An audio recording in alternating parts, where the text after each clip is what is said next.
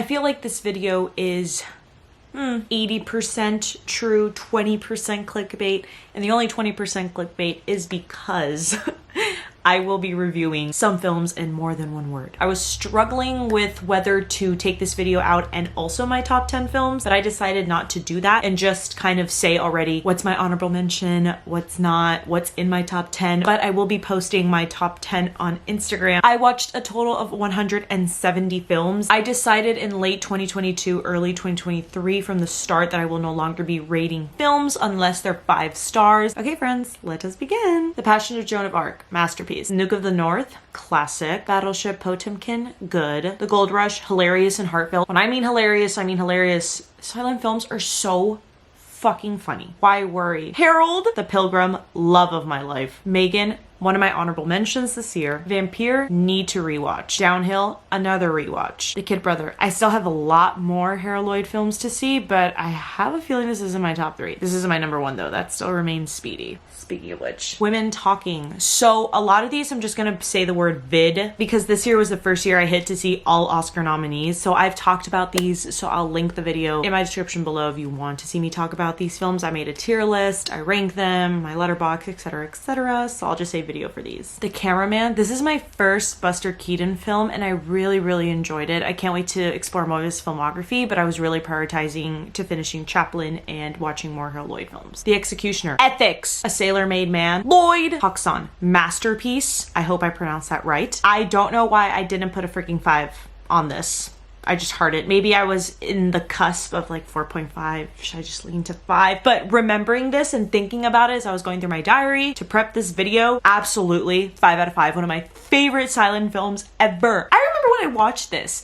I came back from work. My parents were out. I had the house to myself. I got some good sushi for dinner and I watched my Criterion DVDs, which was Hoxon, one of them, and Ratcatcher. Top Lynn Ramsey. I've seen most of her films. Also, this was the day after I saw, yeah, because it's in order. So this was the day after I saw Hoxon and I was just on a roll with these Criterion DVD picks I bought and I was watching masterpiece after masterpiece, as you can see my ratings. Working Girls, one of my fave films that tackle sex work. Frownland, officially in my top 100 films of all time. Before I put The Holdovers as my number 1 in my top 4 faves, I had Frownland at number 4. I know there's different poster covers for it, but I love the one that looks like Frankenstein. El Topo. This is my first Jodorowsky film. Yes, I've not seen Holy Mountain yet, and as you can see from the score, I really loved it, but it's something I probably will revisit, but at the same time, I'd only want to experience it once. The Circus, number 1 Charles Chaplin film. I don't think any other Chaplin film is going to be this, and I've seen a lot of his films. Multiple Maniacs, Rosary, or Lobster. Harold and Maude, special. Uncle Booney, Who Can Recall His Past Lives, Catfish. Causeway and Fire of Love, Thunderstruck. I walked into the family room while my mom was watching this and I joined in, and for some reason I finished watching it. That's all I'll say. Rocky Horror Picture Show, Tim Curry. Okay, so Empire of Light all the way to, oh, there's close. All the way to, wow, I was on a roll with these Oscar nominees. EO is all in my video. The Forever Purge. Ugh. The thing that pains me the most about this whole series, this whole franchise, is that it had so much potential with the plot to be something bigger and better. Close again, because I rewatched After Sun, because yes. Young Mr. Jazz, it was okay. The Marathon, okay. Take a Chance, funny. These shorts that I've seen, Just Neighbors, are just simply funny. Never Weekend, amazing, one of my favorites. Whimsical Illusions, I know it's only 5 minutes, but watch silent shorts and films in general, please. That's the main point. This is funny, I don't remember rewatching A Trip to the Moon, but apparently I did. Gertie the Dinosaur, so cute. Bumping Into Broadway, Coat Rack. Living was also my video, but I just want to say this one got me. I cried. I did not expect to actually like this, and I know it's American remake, but it surprised me. It's actually pretty solid. Captain Kids, fun. An Eastern Westerner. John Wick poster. So how do you measure a year? I know it's in the vid, but again, like I said with these others, this was the one that marked me officially finishing all the Oscar nominees. Shout out again to Lamel in Santa Monica for screening this. Took myself there in the night because I was going to hit 54 nominees. Scream 6. This is literally pulling a Stranger Things and having no main character die. How does someone get stabbed 20 times and lives? The Stuff, cult fucking classic, one of my favorites. It's on my wall. There's The Stuff.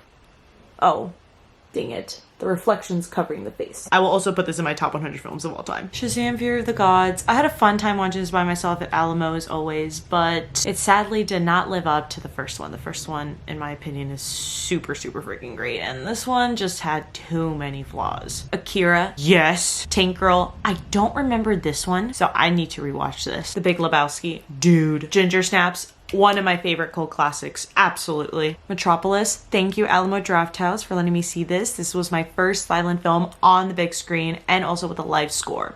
The Babadook, grief. Past Lives. The last 15 minutes for me saves the entire film. Bottle Rocket. This is Wes Anderson's first film and the best. This is in my top 3. Mysterious Skin. The most beautiful fucking masterpiece I'll never fucking see ever again in my entire fucking life. Rushmore. My least favorite Wes Anderson film. The Darjeeling Limited. Top 3. Royal Tenenbaums. Top 5. Video Violence. Thank you to Be Kind Video. It's a VHS store. They did a screening with, I believe, the director on video chat though. He wasn't there in person, but they screened it. I ended up watching it because Tubi had it, and I love this one. This is probably part of the Holy Trinity for me with the stuff. The Grand Budapest Hotel, simply magic. My first time watching it, I know, I'm late. Video Violence Part 2, not as good as the first one. However, the ending, not bad. Got me there. Asteroid City, honorable mention. Lost Highway. I think I need to rearrange my David Lynch ranking after seeing this one. And another one I'll get to. Insidious, Red Face. Insidious Chapter 2 loses its grip,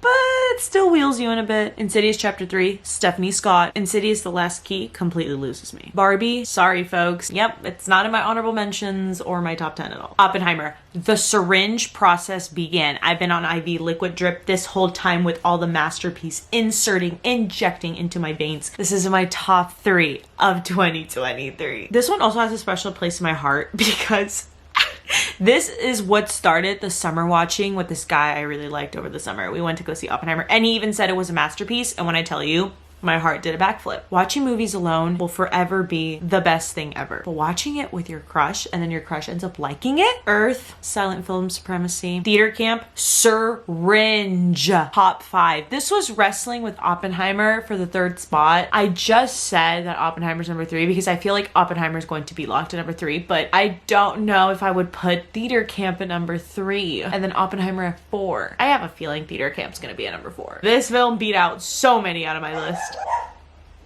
Excuse my dog. The Piano Teacher. This was my first Michael Haneke film. It's duly noted that it's not a Michael Haneke film if it's not fucked up. Insidious The Red Door. No. Talk to Me. Yes! I got my hand. As you can see, it's back there. I feel like it was one that's widely known, but at the same time, extremely underrated. Polyester. I love every single of his films. There's not one film that I have seen of his that I do not like. Taste of Cherry. Hear Me Out didn't impact me like it did a lot of people when I started reading the reviews after seeing it. And I fell in love with his work with Where's the Friend's House. Where's the Friend's House is a masterpiece. The Great Dictator. Speech. The Story of Temple Drake. More older films, please. That is a big focus I'm going to have next year. More silent films and more old films. Like, we're talking go back to the 30s, 20s. The 39 Steps. Thrilling. Gran Turismo. Slapped. Red, White, and Royal Blue.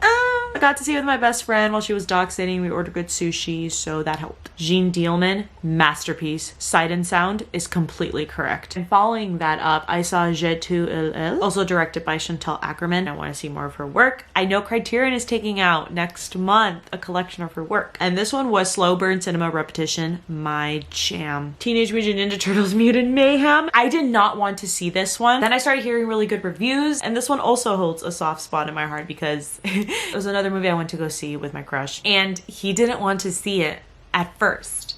And then after we saw Gran Turismo, we were talking and stuff, and he couldn't go see another movie with me. And then he said, let's go see Teenage Mutant Ninja Turtles Mayhem. Why not? And I was like, okay, good. And we came out and I'm like, I told you. And he was like, you're right.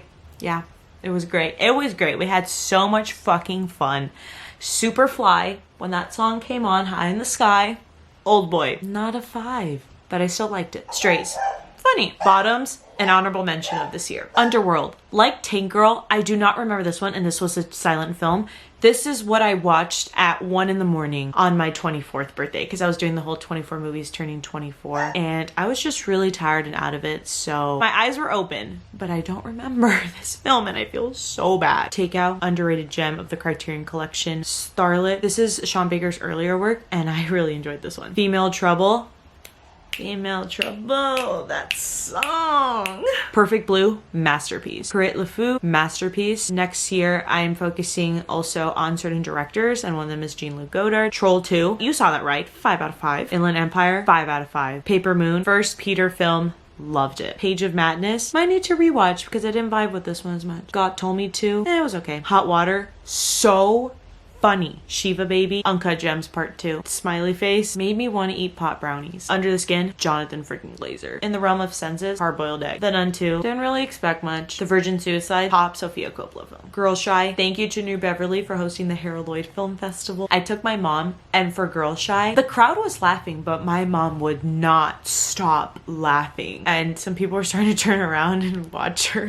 The Exorcist Believer, not scary, kind of disappointing. Killers of the Flower Moon, my second favorite film of 2023. Shoplifters, Tsunami of Tears, Ponyo. Oh, so I logged this in wrong. Ponyo is supposed to be the 26th of November, not the 6th. I'm in the club that loves Ponyo. Ham, Priscilla, top 10. The Holdovers. Ladies and gentlemen, my number one film of this year, The Holdovers. This film is perfect. There is no flaw. The acting, the directing, the screenplay, the music, the pacing. This is the film of the year. My number one, my aftersun of 2023. And I did not expect this. This is something so beautiful. It's usually the movies I don't expect will completely wow me. Like, it's not my anticipated film of the year. And then it just comes out of nowhere and it's like, hello, I'm gonna be your number one and nothing else. I was lying to myself in November saying something's gonna be this. Absolutely not. Nothing did. Nothing will. Also, I'm the unofficial Dominic Sessa campaign manager because we're manifesting every single day that he will get an Oscar nomination. The Killer, The Smiths, Anatomy of a Fall, top 10. Number 6, actually. The Hunger Games, The Ballad of Songbirds and Snake. I was so surprised. This is in my honorable mention. Dream Scenario, honorable mention. Thanksgiving, honorable mention. Howl's Moving Castle. So to get prepped for The Boy and the Heron, I was on a binge of Miyazaki films, and this is my number one. The Turnip. I also love Sophie as a character. This movie has a lot of things going on. You have to keep up with it, but I love every single character, from Hal to Sophie to the turnip to that whole dysfunctional family that finds itself. His heart's so heavy and stuff. It's great. It's great. It's perfect. Number one. I'll die on that hill. Kiki's Delivery Service. This one I feel like would be in my top 5. Princess Mononoke. When you rank Miyazaki films, low doesn't mean bad. I don't think he has a bad film at all, but this one would rank lower. My Neighbor Totoro. Castle in the Sky, my second favorite film. Pazu and Shita. Saltburn. Trying Too Hard. The Boy and the Heron. Sadly, I have to say it was not in my honorable mention or top 10. I do want to rewatch it though. May, December, top 5. It's 5 of 2023. I talked about this so much on my Instagram. Infinity Pool. James! Poor Things. It's what Barbie wants to be and tried to do. And this one succeeded. Are You There, God? It's Me, Margaret. Oh, top 15. And same with The Starling Girl. These are underrated gems of 2023. Scraper. Harris Dickinson. The chemistry he has with Lola Campbell, who's also a great debut here. There's certain stylistic choices that didn't work for me as much, but overall the film saves itself in the plot, how it develops, and towards the end. Air. Surprisingly, this is my honorable mentions. I was gonna miss this one, but I got back on track with my Golden Globe nominees. The Zone of Interest, top 10 of this year. Maestro. Snoopy. No Hard Feeling. I fucking love Salad. Naiad. A Surprise. Rustin. Colin Domingo gives a great performance. Beau is Afraid. Opening scene. Also, honorable mention. And not lastly. Was that the last film? The Iron Claw's in the last film I saw. I saw Elemental when I came back home from seeing The Iron Claw. The Iron Claw. Susan Shopmaker. Casting director. She also did casting for The Holdovers. Oscars for casting. Great performances. I'm in love with all 4 of them. But for me, Harris Dickinson and Stanley Simon stood out. But then you have Jeremy Allen White and Zac Efron doing such a great job at the same time. It's all 4 of them. So if you were to rank them, even if one brother goes last in performances, that does not mean it's a bad performance whatsoever. Would say The Iron Claw is in my honorable mention. But the film as a whole would not be in my top 10. It's missing something. And I think the first thing I would mention is the pacing. And it's not showing up here, but I saw Elemental when I came home, and that was a surprise. It touched my heart. However, what I did notice with these Pixar films that recently have been dropping is that I vibe with it in the beginning, and then once it gets to the climax and oh my god, do you see my bangs? I enjoy it in the beginning, like it's going great, and then it loses its structure and tempo toward the end, and then there's certain things in the screenplay that's weak, and that concludes, my friends, the 170 films I saw. Here's to a special year of cinema. Here's to The Holdovers. But that's all for today's video, guys. If you love to give a thumbs up, if you give a thumbs up, like more thumbs up, or subscribe and subscribe to my YouTube channel, and I'll see you all in 2024.